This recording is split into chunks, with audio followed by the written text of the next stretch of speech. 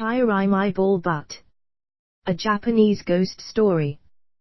The legend goes that late at night, a samurai walking down the street when a man in a kimono stepped in to block his path and said, "Excuse me, just a moment of your time."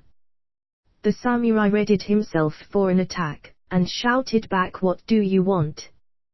The man suddenly shed his kimono and stood stark naked. He then bent over and showed his ass to the samurai, which had a single, huge eye. When the eye opened, it shone with a bright light. The samurai screamed with fright and fled from the mysterious monster. This story is a variation of the Noprabo legend, and the shirei is considered to be a type of Noprabo. Regular Noprabo surprise people by suddenly showing them a featureless face, smooth as an egg. The shirei species of Noprabo can give a double surprise, first showing the featureless face, then bending over and exposing the eyeball butt. The shirei doesn't have any bad intentions or evil purpose. It just thinks it is fun to surprise people. The shirei's name is pretty self-explanatory, shirei, which means butt, and me, which means eye. The term can also be used to mean to look down on someone, or to look askance at. Like many of this type of yokai, there isn't much more to the story than a mischievous creature that likes to startle people. Japan has a high tolerance for body humor and grotesqueness, and the shirei is a good example of this. The hantu tetik. This is another very strange ghost story. It's from Malaysia. Her name is hantu tetik. The name is most commonly translated as breast ghost. As the name suggests, these ghosts have very large breasts. Now what she does with these exceptionally large boobs is to trap men young and old. Now when I say trap, I mean suffocate them with her enormous breast. Hold on to that thought, all you men out there that are thinking there are worse ways to go. These large boobs just happen to be on her back. Why? Who knows? Now, to go along with the strange back boobs, she is also supposed to be extremely hideous and obese. Not looking so good now, is she? The toyol. The toyol is the twisted spirit of a small child who passed away before being born. Supposedly through black magic, a witch doctor can invoke the spirit and bind it to an owner.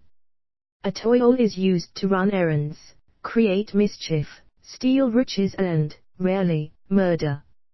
Sometimes described as goblin-like, the toyol more accurately has the appearance of a toddler, newborn or underdeveloped baby, with green skin and red, clouded eyes.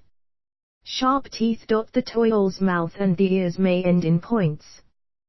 They are hard to spot except under the guidance or aid of magic. A toyol is mischievous yet childlike. Objects common to the pleasure and health of living children can be used as offerings to a toyol. Items such as milk, clothing, toys, etc., but also small amounts of the owner's blood and further mantras. The headless mule. As the story goes, a lady of the night and a Catholic priest had relations, so God punished them. The following Thursday, the priest and the prostitute met up as usual. When the sun set, she turned into a purple mule with flames where her head was supposed to be. Of course, this scared the priest into chastity for the remainder of his days. Friday, when the sun rose that morning, she returned to her human form. Every Thursday at sundown, she turned back into this cursed beast, and every Friday at sunrise, she became normal. Sometimes, you can see a floating bridle on the headless mule. Some say removing the bridle breaks the curse and she will be forced to marry the man that saved her. Others say that you must stab the mule for the same result. When the curse is lifted, she will be naked, sweaty, and smell of sulfur.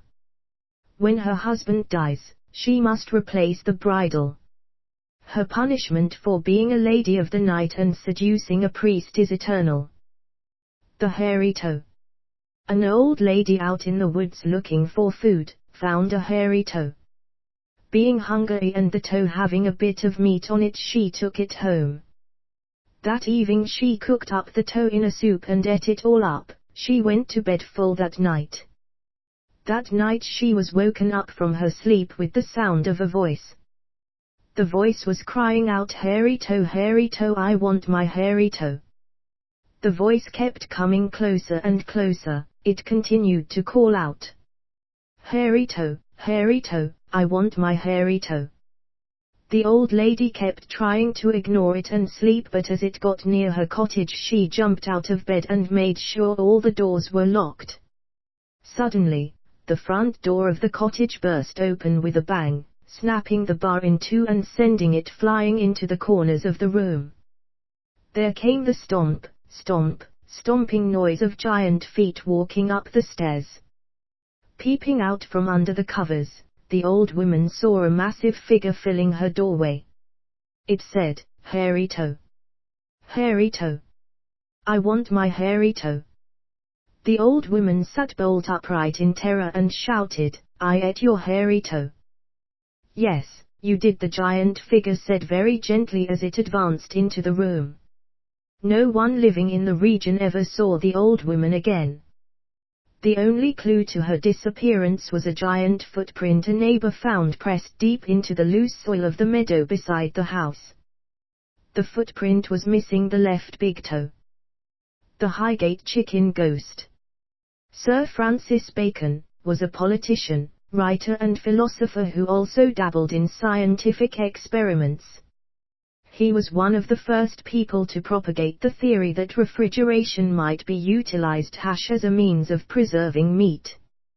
One bitterly cold morning in January 1626, whilst in the company of his good friend Dr. Winterbourne, Bacon decided to put his theory to the test by purchasing a chicken from an old woman on Highgate Hill.